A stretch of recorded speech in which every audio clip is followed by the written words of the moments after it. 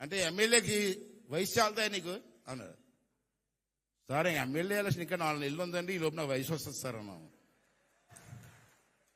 అని నవ్వి భుజం మీద కొట్టి నువ్వే ఎమ్మెల్యే వెళ్ళు అన్నాడు. అంతే, ఎమ్మెల్యే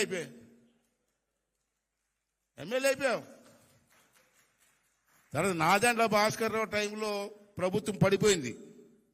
మళ్ళీ 85 ఎలక్షన్లు వచ్చాయి. మళ్ళీ నాకు టికెట్ ఇచ్చారు, గెలిచా, రెండోసారి గెలిచా. నమస్కారం పెట్టడానికి వెళ్తే రెడీగా ఉండు అన్నారు. రెడీగా ఉండమన్నారు ఏంటి అనుకున్నాను నేను, నాకు అర్థం అలా. మంత్రివర్గంలో నా పేరుంది, మంత్రిగా నా పేరుంది లిస్టులో.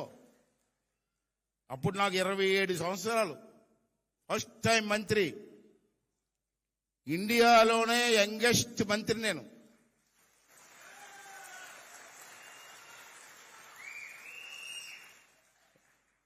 ఒక పనికిమాల పల్లెటూరులో ఎక్కడో పుట్టినోని తీసుకొచ్చి ఇండియాలో నెంబర్ 1గా నిలబెట్టిన వ్యక్తి ఆ మహానుభావుడు కాదండి.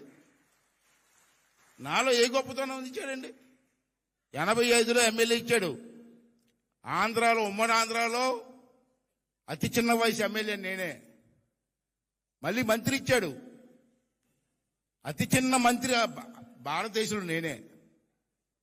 అంత గౌరవం ఇచ్చినటువంటి వ్యక్తిని నాకు ఏం చూసి ఇచ్చారండి. ఒక వెనకబడిన ప్రాంతం నుంచి వచ్చాడు, చదువుకున్న కుర్రవాడు, ఇన్ని రాజకీయాల్లో తీసుకుని ఇచ్చారు.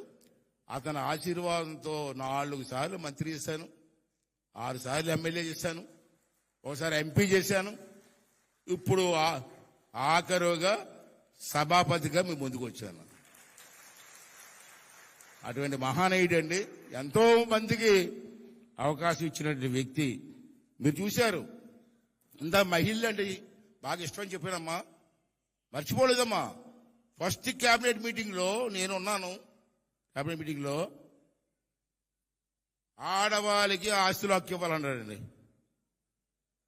చాలా మంది మగవాళ్ళు బుర్రలు పేరు అలాగా కోపంగా, తండ్రి ఆస్తులు ఆడపిల్లకి ఎందుకు హక్కు ఇవ్వకూడదు అడిగాడు. చాలా మంది వ్యతిరేకించారు ఆ రోజు. నేను మీరెవరు వ్యతిరేకించడానికి నేను చెప్తున్నాను ముఖ్యమంత్రిగా. మగవాడికి ఎంత హక్కు ఉందో ఆడపిల్లకి ఎంత హక్కు ఉంది తండ్రి ఆస్తిలో ఇచ్చి తీరాలని చెప్పిన మహానుభావుడు అమ్మా ఎన్టీ రామారావు గారు. అంతేకాదు ఆడవాళ్ళు చదువుకోవాలని చెప్పి తిరుపతిలో పద్మావతి మహిళా యూనివర్సిటీ పెట్టి ఆడవాళ్ళకి సీట్ ఇచ్చిన వ్యక్తి నందమూరి తారక రామారావు అమ్మా. అంతేకాదు మరో ముఖ్యమైన ఘట్టం, రాజకీయాల్లో ఆడవాళ్ళు ఎందుకు రాకూడదు అడిగాడు. చేయలేరు సార్ అన్నాం మేము, మీకంటే బాగా చేస్తారా, ఏడెందుకు చేయరు అని చెప్పి స్థానిక సంస్థల్లో ఆడవాళ్ళకి రిజర్వేషన్లు ఇచ్చినట్టు మహా వ్యక్తి నందమూరి తారక రామారావు. అటువంటి వ్యక్తిని మర్చిపోకూడదు. రాబోయే తరం వారికి అతని గురించి తీసుకువెళ్ళాలి. ఇంకా పెద్ద బాగా చెప్తారు, నాకంటే బాగా చెప్తారు అందరూ. ఇంకో విషయం ఏంటంటే, ఈ అభిమాన సంఘం వాళ్ళు చిన్న విషయం, లాస్ట్ టైం వచ్చాను ఇదే స్టేజ్ మీద, ఇంకో స్టేజ్ మీదకి వచ్చాను లాస్ట్ టైము. వీళ్ళు మాత్రం ఎవరు మర్చిపోకూడదండి. 55 సంవత్సరాలు పోయింది ఈ అసోసియేషన్ పెట్టి. 55 సంవత్సరాల నుంచి ఎన్నో ఒడిదుడుకులు ఉన్నా, కొంతమంది చనిపోయారు. ఇప్పుడే చనిపోయినా ఎక్కడా వదలకుండా రామారావు గారు భక్తులుగా ఇంకా కొనసాగుతూ రేపటి తరానికి అందించడం కోసం ప్రయత్నిస్తారు.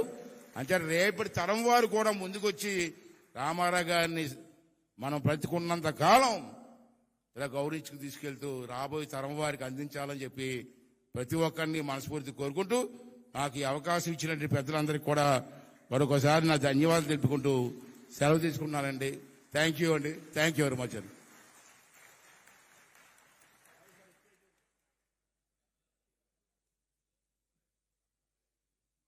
మంచి ఎక్కడుంటే అక్కడ తారక రాముడు ఉంటారు.